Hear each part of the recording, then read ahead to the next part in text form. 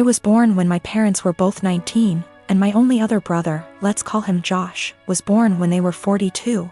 They divorced shortly after Josh was introduced to the world. He was 4 months old at the time. And they both wanted nothing to do with the child. At the time, I was 23 and I was living alone with my then girlfriend who was 21, now my wife. And I'd done my best to convince at least one of them to take care of young Josh for his sake and the family's sake. But they refused adamantly and said that I should be taking custody of him instead.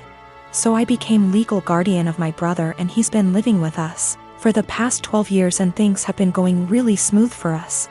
Josh, now almost 13, has been calling me Dad and my wife Mum and our 2 children, 4, 9 years.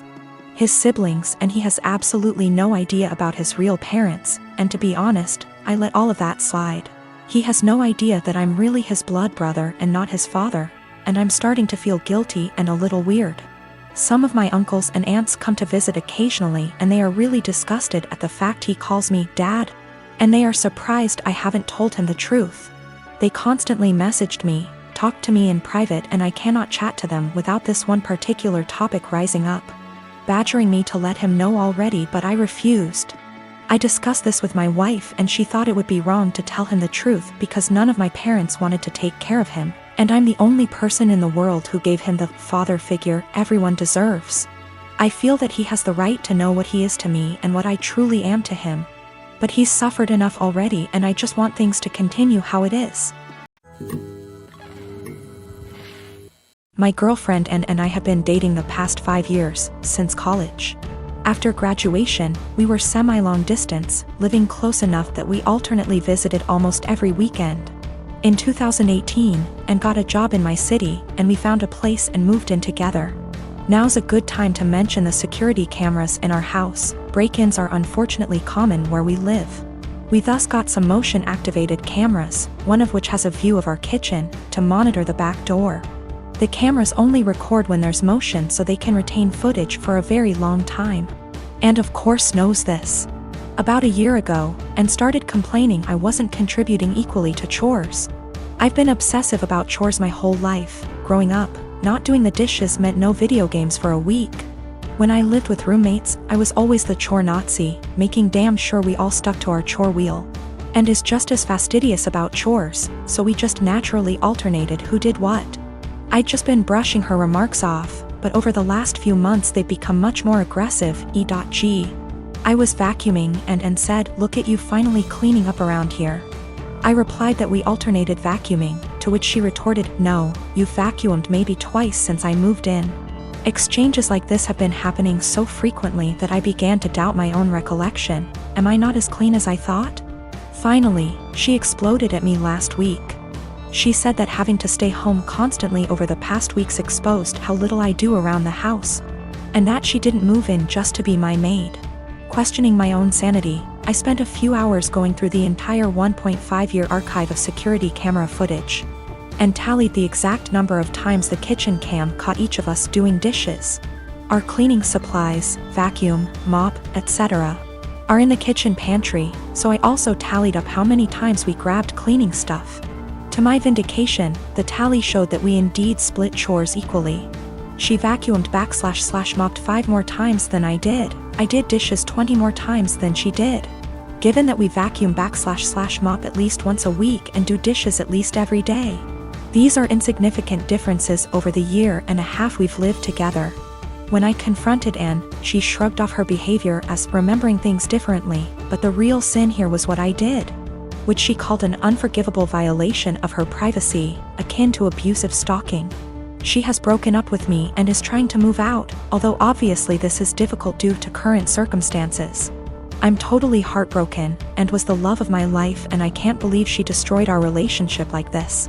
To make matters worse, she told many of our friends, who are mostly siding with her.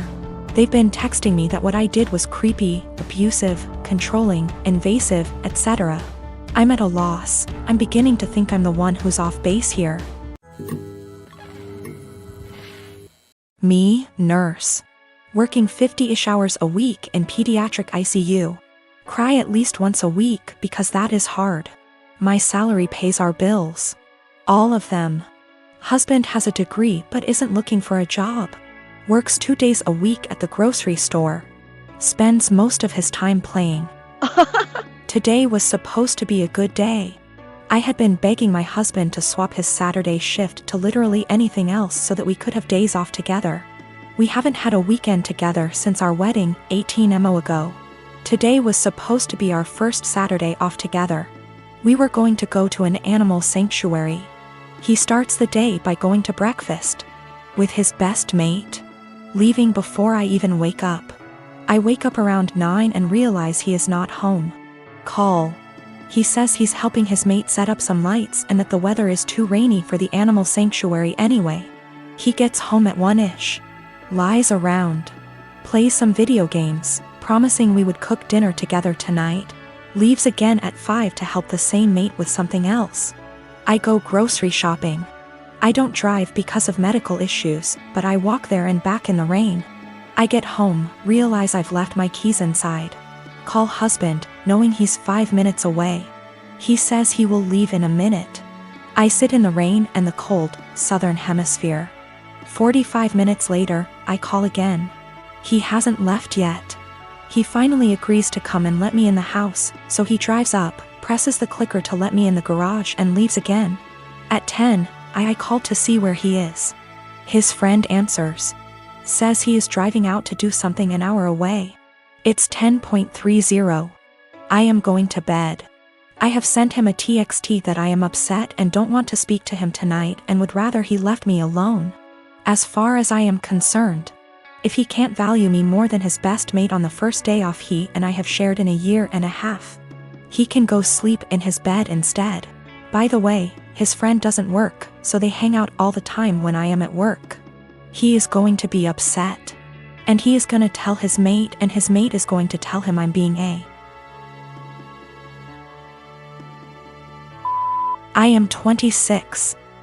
We weren't always like this. I don't know what changed.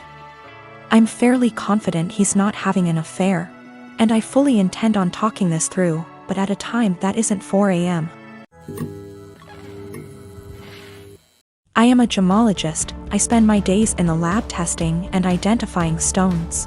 From the nature of my work, I also have a large and valuable collection of jewelry but also gem specimens that I keep in a safe I specifically bought and had installed to keep them safe. I also have a second smaller safe for keeping important documents like passports. I own my home and my boyfriend of 2 years recently moved in as he was renting before. I gave him the code to the smaller safe so he could put valuables in it, but he also wants the code for my gem safe. Not to put anything in it, but he says because we are living together now I should trust him and give him the code. I've said no because he has no reason to open the safe as the only thing it's used for is storing my collection. He said he has no interest in my gem collection, doesn't want to look at them, but still wants the code to access them. This is causing tension because he says I should give it to him as a show of trust, and I said no. Because he literally has no reason to go in there, so he doesn't need the code. This is a 6-figure collection, so I'm not being difficult over a few little gems here. I am the only one who knows the code. The safe weighs nearly half a ton, it's bolted to the floor and wall and is from a company who makes safes, vaults and strong rooms for jewelers. You could bring the house down around it and it would still be intact. All of the gems and jewelry in the safe are mine and mine alone. I do not keep any clients' jewelry at home. For my other business doing valuations, I rent a separate space and keep client items there.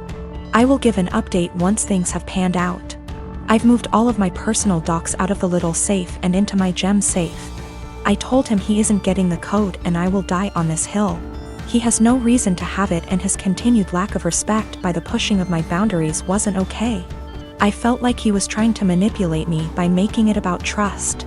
After a lot of back and forth, he finally admitted that he wanted access to the safe, because he didn't feel like I was sharing the whole house with him. Because I insisted on a tenancy agreement rather than just letting him move in. And he didn't like that part of where he lived was off limits to him. He was also insecure and resented that I have more money than him and own a home whilst he doesn't. He had made a few comments about this before, but I didn't realize it was such a big issue for him. He also said that by keeping him out of the safe made him feel like I thought he was lesser than me, and that it made him feel like I was treating him like a child. I told him if that's how he feels, then this is not the right relationship for either of us, and that it was best we break up. He was shocked that I was ending things over this, cried and asked me to reconsider. When I said no, he then got angry. Called me a stuck-up B*TCH, said he was better off without me anyway, and went to his friends. I told him via text he had 30 days before he had to leave, as per the tenancy agreement. So he didn't need to stay at a friend's. He said he would be gone by the end of the week. 2 days later he came back and packed up all of his stuff and left. He's staying with his friend now. I have changed all the locks.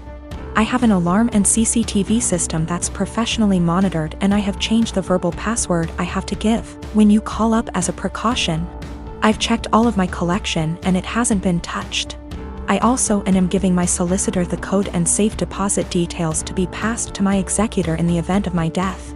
I feel horrible because despite all of this I love him. I should have a partner who not only respects my boundaries but takes an interest. I'm pretty cut up right now and missing him, but I know I'll be okay. I have great friends and family around me. Also, diamonds are a girl's best friend, and I have a few knocking around to help cheer me up.